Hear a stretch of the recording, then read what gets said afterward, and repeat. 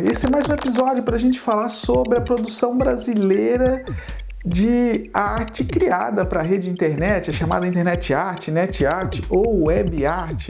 Aqui a gente vai falar de um artista que é um artista bastante atuante, que é o Andrei Tomás, é um artista brasileiro que inicia o seu percurso artístico com a pesquisa Pac-Man e o Minotauro, em que ele vai aproximar essas duas criaturas de mundos totalmente díspares, mas com uma ideia em comum, que é a ideia de labirinto.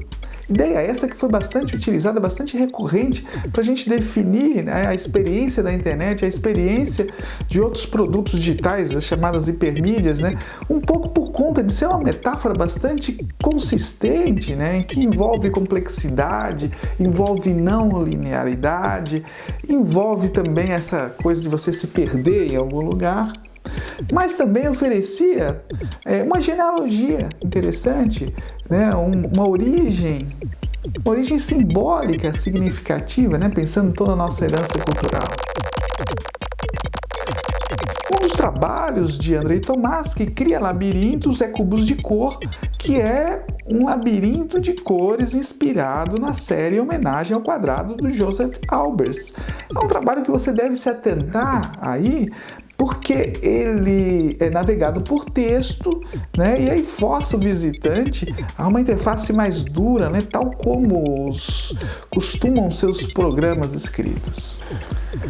Há referências e dinâmicas de jogo no Cubos de Cor, mas também em outros trabalhos como Matrioscas, no qual o artista ele se inspira nas famosas bonecas folclóricas russas para criar aí um trabalho que ele propõe, né, em uma das versões que envolve sustentabilidade, que se recombine parte dos elementos ali colocados.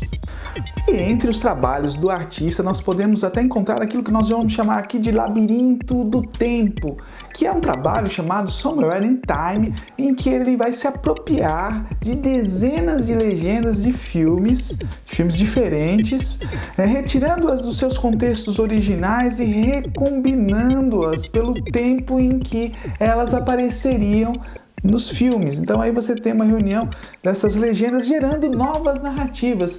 E é interessante, né? A gente está aqui acompanhando os trabalhos dessa nossa websérie, né? Perceber o quanto que o cinema é referenciado pela web art. Bom, se você quiser ver esses trabalhos do Andrei Tomás ou outros trabalhos, você pode acessar o site do artista que está aqui na tela. É isso aí, obrigado por você ter me assistido. Um abraço, tchau!